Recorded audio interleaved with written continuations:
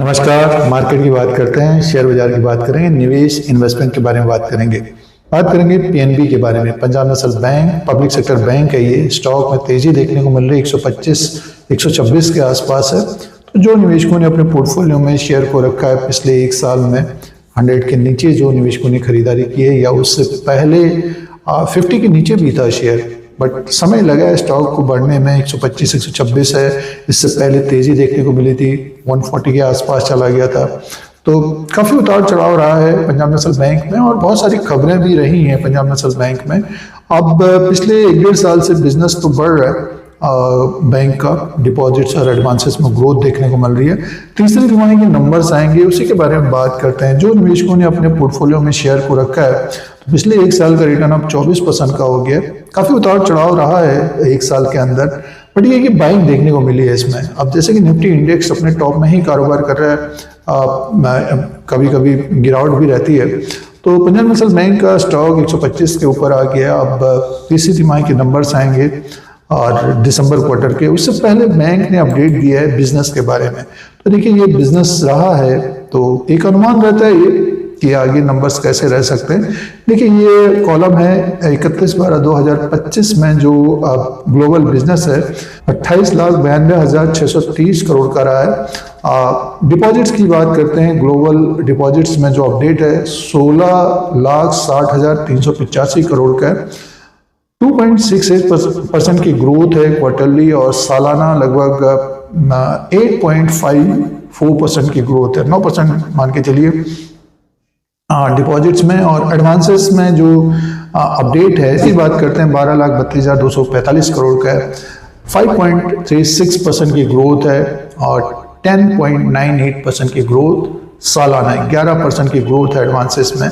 तो ग्रोथ देखने को मिल रही है सालाना। देखिए, लगभग 9 से 11% की ग्रोथ है। डिपॉजिट्स में लगभग 9% की ग्रोथ है, 8.5%, और एडवांसेस में 11% की ग्रोथ देखने को मिल रही। तो ग्रोथ देखने को मिल रही है, और पिछले 1.5 साल से काफ़ी अच्छा परफॉर्मेंस रहा है पंजाब नेशनल बैंक का। जो नए निवेशक इस वक्त खरीदारी कर रहे हैं, 120 के ऊपर खरीदारी कर रहे हैं, तो फंडामेंटल्स के हिसाब से देख लेते हैं एक नज़र।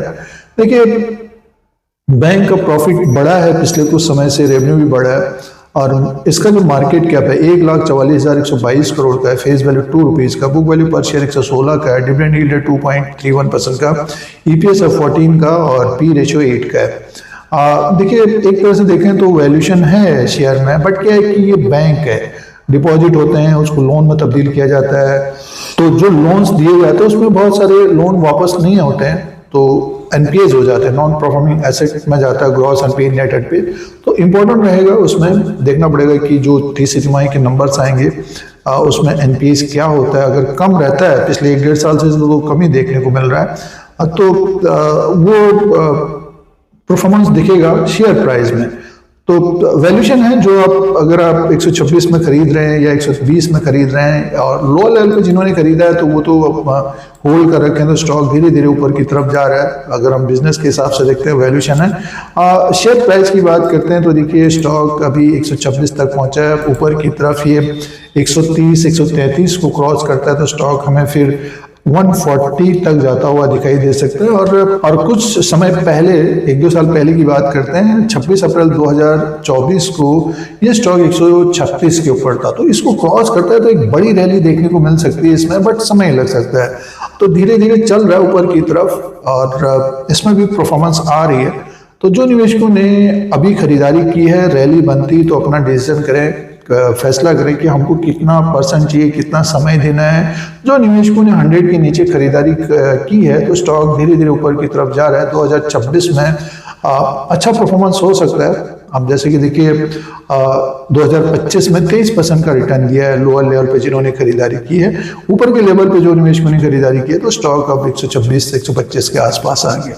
तो इस तरह से बाजार में देखने को मिलता है। और पंजाब नेशनल बैंक में जिनका निवेश है, तो अभी होल्ड करना चाहिए, नतीजे अच्छे होंगे तो एक रैली बन सकती है, तेजी बनती तो अपना डिसीजन करें, और प्रॉफिट भी लेते रहना चाहिए। और जिनके पास समय है तो आगे भी परफॉर्मेंस अच्छा रहेगी तो स्टॉक अच्छा कर सकता है।